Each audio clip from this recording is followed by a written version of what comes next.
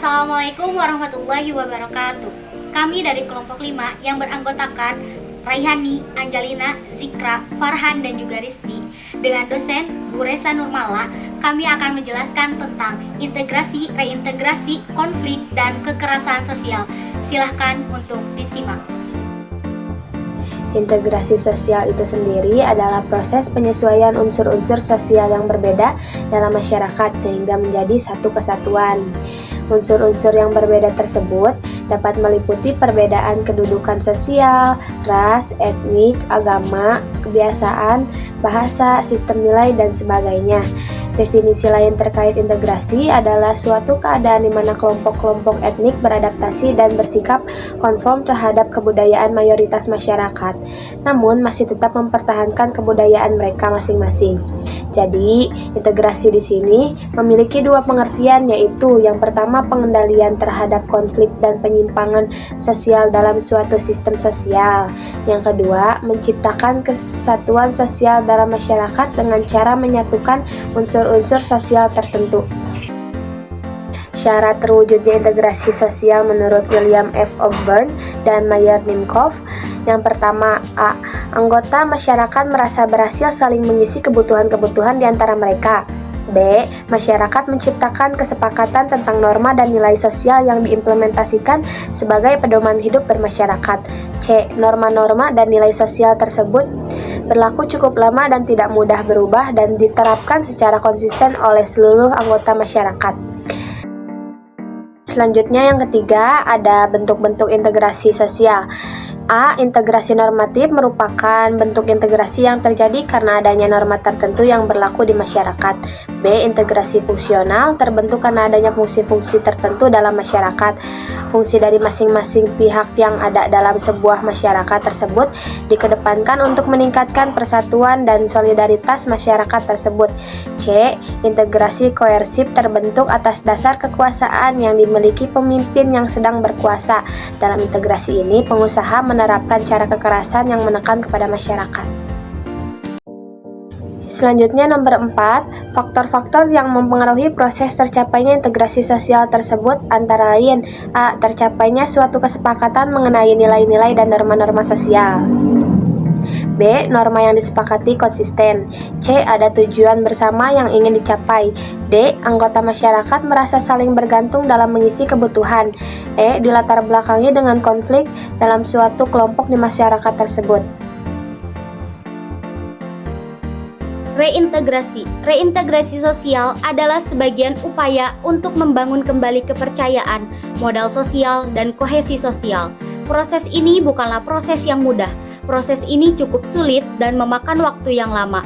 Dalam reintegrasi sosial, sarana mengendalikan konflik sangat dibutuhkan oleh masyarakat yang berkonflik dengan tujuan untuk menetralkan ketegangan-ketegangan yang timbul dari dampak konflik. Konflik, kekerasan, dan upaya penyelesaian. Konflik. Kata konflik berasal dari bahasa Latin, konfigur yang artinya saling memukul. Dalam Kamus Besar Bahasa Indonesia, konflik didefinisikan sebagai percekcokan, perselisihan, atau pertentangan. Dengan demikian, secara sederhana, konflik merujuk pada adanya dua hal atau lebih yang berseberangan, tidak selaras, dan bertentangan. Secara sosiologis, konflik diartikan sebagai suatu proses sosial antara dua orang atau lebih atau juga kelompok yang berusaha menyingkirkan pihak lain dengan cara menghancurkan atau membuatnya tidak berdaya. Konflik lahir dari kenyataan akan adanya perbedaan-perbedaan, misalnya perbedaan ciri badaniah, emosi, kebudayaan, kebutuhan, kepentingan, atau pola-pola perilaku antar individu atau kelompok dalam masyarakat. Yang kedua, faktor penyebab konflik. Surjono Sukanto mengemukakan 4 faktor yang dapat menyebabkan terjadinya konflik dalam masyarakat, yakni yang pertama, perbedaan antar perorangan atau individu. Dalam bermasyarakat, individu satu dengan yang lainnya tidak selalu sependapat mengenai pandangan tertentu. Tentunya hal ini disebabkan setiap individu mempunyai sifat dan karakter berbeda-beda, sehingga perbedaan inilah yang menjadi faktor terjadinya konflik di masyarakat. Yang kedua, perbedaan kebudayaan. Indonesia memiliki perbedaan budaya yang beragam. Perbedaan ini dapat mendorong terjadinya konflik. Hal ini disebabkan perbedaan pola pikir, watak, tabiat, dan tingkah laku dari masing-masing kebudayaan berbeda. Selain itu, konflik yang diawali dari kebudayaan umumnya dikarenakan tidak ada rasa saling menghormati satu sama lain. Yang ketiga, perbedaan kepentingan.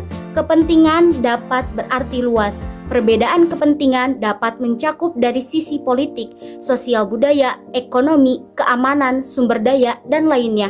Kenapa bisa terjadi? Pasalnya setiap orang memiliki maksud, tujuan, dan kepentingan tertentu dalam suatu hal.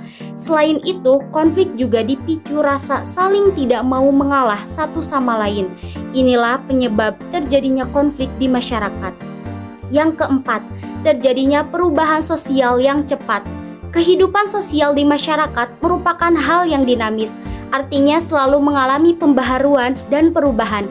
Kedinamisan yang terlalu cepat dapat memicu terjadinya disorganisasi serta ketidaksiapan masyarakat dalam menerimanya. Hal ini akan memantik konflik sosial di lingkungan masyarakat. Bentuk konflik. Surjono Sukanto menyebutkan ada 5 bentuk konflik yang terjadi dalam masyarakat. Pertama, konflik pribadi, yaitu konflik yang terjadi di antara individu yang disebabkan karena masalah pribadi. Masalah tersebut terjadi karena adanya perbedaan cara pandang antara individu terkait persoalan yang sama. Misalnya, dua individu yang sedang adu argumentasi tentang masalah pembagian warisan dalam keluarga. Kedua, konflik politik, yaitu konflik yang terjadi akibat adanya kepentingan atau tujuan politis yang berbeda antara seseorang atau kelompok. Hal ini bisa dilihat dari perbedaan pandangan antar partai politik karena perbedaan ideologi, asas perjuangan, dan kepentingan politik masing-masing. Contoh yang mudah dilihat adalah konflik antar pendukung partai yang berbeda menjelang pemilu atau pilkada. Yang ketiga, konflik rasial, konflik yang terjadi di antara kelompok ras yang berbeda karena adanya kepentingan dan kebudayaan yang saling berbenturan. 4. Konflik antar kelas sosial, yaitu konflik yang muncul karena adanya perbedaan kepentingan di antara kelas-kelas yang ada di masyarakat. Misalnya konflik antara karyawan dan perusahaannya untuk menuntut kenaikan upah. Yang kelima, konflik yang bersifat internasional, yaitu konflik yang melibatkan beberapa kelompok negara karena perbedaan kepentingan masing-masing negara. Konflik semacam ini sangat terlihat antara Korea Utara dengan Korea Selatan, ISIS, dan negara-negara yang diterornya dan sebagainya. 4. Dampak sebuah konflik. Segi positif konflik adalah sebagai berikut. Pertama, konflik dapat memperjelas aspek-aspek kehidupan yang belum jelas atau masih belum tuntas ditelaah. Yang kedua, konflik memungkinkan adanya penyesuaian kembali norma-norma, nilai-nilai, serta hubungan-hubungan sosial dalam kelompok bersangkutan dengan kebutuhan individu atau kelompok. Yang ketiga, konflik meningkatkan solidaritas sesama anggota kelompok yang sedang berkonflik dengan kelompok lain. Keempat, konflik merupakan jalan untuk mengurangi ketergantungan antar individu dan kelompok. Yang kelima, konflik dapat membantu menghidupkan kembali norma-norma lama dan menciptakan norma-norma baru. Yang keenam, konflik dapat berfungsi sebagai sarana untuk mencapai keseimbangan antar kekuatan yang ada di dalam masyarakat. Yang ketujuh, konflik memunculkan sebuah kompromi baru apabila pihak yang berkonflik berada dalam kekuatan yang seimbang. Segi negatif suatu konflik adalah sebagai berikut. Pertama, keretakan hubungan antar individu dan persatuan kelompok. Kedua, kerusakan harta benda dan jatuhnya korban manusia. Tiga, berubahnya sikap kepribadian para individu baik yang mengarah pada hal-hal positif atau negatif. Empat, munculnya dominasi kelompok pemenang atas kelompok yang kalah. Untuk pengertian, kekerasan adalah bentuk lanjutan dari konflik sosial. Dalam Kamus Besar Bahasa Indonesia bisa disebut juga KBBI. Kekerasan didefinisikan sebagai perbuatan seseorang atau kelompok yang menyebabkan cedera atau matinya orang lain, atau menyebabkan kerusakan fisik atau barang orang lain. Dalam kehidupan sehari-hari, kekerasan identik dengan tindakan melukai orang lain dengan sengaja membunuh atau memperkosa. Kekerasan seperti itu sering disebut sebagai kekerasan langsung. Kekerasan juga menyangkut tindakan-tindakan seperti mengekang, mengurangi, atau mengadakan hak seseorang, mengintimidasi, memfitnah, dan menteror orang lain. Jenis kekerasan yang terakhir disebut kekerasan tidak langsung. Teori tentang kekerasan. A. Teori faktor individual. Agresivitas perilaku seseorang dapat menyebab timbulnya faktor penyebab perilaku kekerasan dalam faktor pribadi dan faktor sosial. Faktor pribadi meliputi kelainan jiwa seperti psikopat, frustasi kronis, serta pengaruh obat bius. Faktor yang bersifat sosial antara lain konflik rumah tangga, faktor budaya, dan media massa. B. Teori faktor kelompok terjadi karena benturan identitas kelompok yang berbeda, contohnya konflik antar supporter bola. C. Teori dinamik kelompok, kekerasan yang timbul karena adanya definisi refleksi kehilangan rasa memiliki yang terjadi dalam kelompok atau masyarakat. Artinya perubahan-perubahan sosial yang terjadi demikian cepat dalam sebuah masyarakat dan tidak mampu ditanggapi dengan seimbang oleh sistem sosial dan nilai masyarakat. C. Cara pengendalian konflik dan kekerasan. Konflik merupakan gejala sosial yang senantiasa melekat dalam kehidupan setiap masyarakat. Sebagai gejala sosial, konflik hanya akan hilang bersama hilangnya masyarakat itu sendiri. Oleh karena itu, yang dapat kita lakukan adalah mengendalikan agar konflik tersebut tidak berkembang menjadi kekerasan. Secara umum, ada 3 macam bentuk pengendalian konflik sosial. Yang pertama, konsiliasi. Bentuk pengendalian konflik yang dilakukan melalui lembaga-lembaga tertentu yang memungkinkan diskusi dan pengambilan keputusan yang adil di antara pihak-pihak yang bertikai. 2. Mediasi. Pengendalian konflik dengan cara mediasi dilakukan apabila kedua pihak yang berkonflik sepakat untuk menunjuk pihak ketiga sebagai mediator.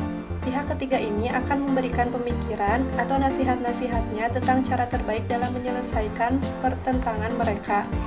3. Arbitrasi. Arbitrasi atau perwasitan umumnya dilakukan apabila kedua belah pihak yang berkonflik sepakat untuk menerima atau terpaksa menerima hadirnya pihak ketiga yang akan memberikan keputusan tertentu untuk menyelesaikan konflik. Contoh konflik. Konflik bersenjata di Papua. Konflik bersenjata di Papua terjadi baku tembak antara anggota TNI dengan kelompok bersenjata KKB. Baku tembak terjadi ketika seorang anggota TNI berpatroli rutin. Sekitar 5 anggota kelompok bersenjata membawa senjata laras panjang, 1 di antaranya tewas. Situasi di Intan Jaya sudah aman terkendali. Sejak era Orde Baru hingga reformasi berjalan rangkaian kekerasan yang melibatkan aparat keamanan dan kelompok separatis pendukung kemerdekaan Papua masih terjadi. Akar masalah Papua antara lain diskriminasi dan rasialisme, pembangunan yang belum mengangkat kesejahteraan orang asli Papua, pelanggaran HAM, serta soal status dan sejarah politik Papua. Hal ini perlu segera dilakukan agar koordinasi penanganan Papua bisa dilakukan secara lebih komprehensif. Sekian dari kelompok